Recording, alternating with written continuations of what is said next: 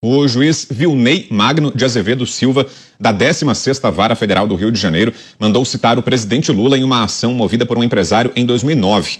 Na ocasião, o petista estava em seu segundo mandato presidencial. A ação contesta a transferência do controle acionário da Triunfo pela então controladora Petrobras Química para a Braskem, que teria acontecido de maneira ilegal e inconstitucional com utilização indevida do patrimônio público. Segundo o despacho, Lula tem 15 dias para prestar informações sobre o caso. Quais podem ser as repercussões, Dantas, dessa citação do nome do presidente? Então, o governo Lula promoveu a entrega do patrimônio público para um ente privado que tinha relação pessoal. O empresário, o Emílio Odebrecht, tinha relação pessoal com o Lula.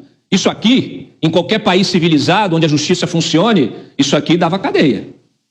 Dava cadeia. Dava impeachment se o sujeito está na presidência e dava cadeia. Isso aqui é gravíssimo.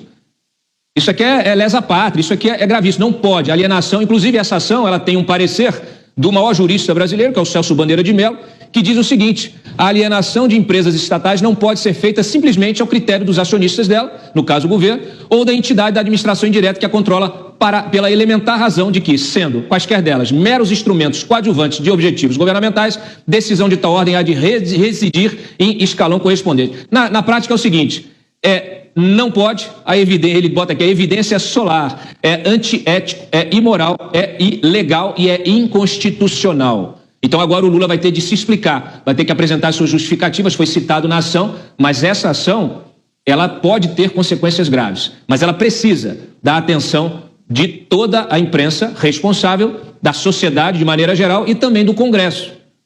Aqui, alô, deputados, vocês que estavam aí querendo empichar o Lula por causa de declaraçõezinhas sobre o Maduro, tem aqui um grande case para poder estudar.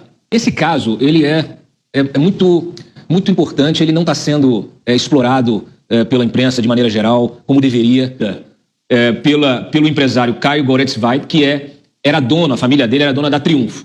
Era uma petroquímica que tinha participação da Petrobras. Por quê? Porque no governo Geisel, o governo promoveu a ampliação, a criação, na verdade, do parque industrial, do parque petroquímico, da indústria petroquímica no Brasil. O que ele fez? Pegou a Petrobras e colocou ela como promotora desta implementação do parque petroquímico, investindo em grupos, em vários grupos, uma meia dúzia de grupos, que cresceram, fizeram a sua indústria, formataram a sua indústria e começaram, então, a desenvolver a indústria petroquímica no Brasil. Indústria de plástico, para quem não entendeu.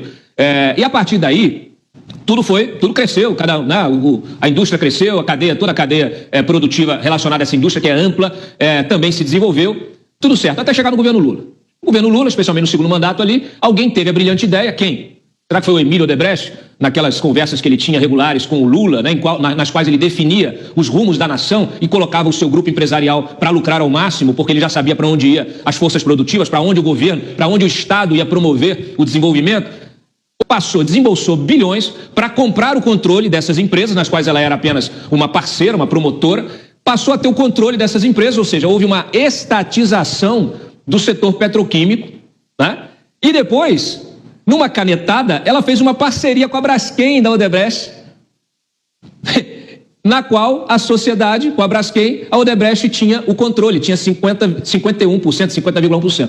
Ou seja, 51%. A maioria das ações tinha o controle, ou seja, numa canetada, numa jogada empresarial e política, a Odebrecht passou a ter o controle sobre toda a indústria química, ou seja, houve uma desestatização sem qualquer tipo de processo público, de pregão ou de licitação, de qualquer concorrência, sem aviso, sem autorização do Congresso.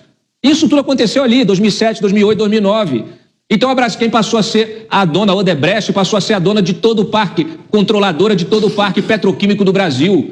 É inacreditável o que aconteceu e esta ação popular questiona justamente isso. Inclusive fala dessa proteção e favorecimento exclusivo da Braskem pela Petrobras, né? Mediante a entrega dos seus ativos, que se constituíam o quê? Patrimônio da União.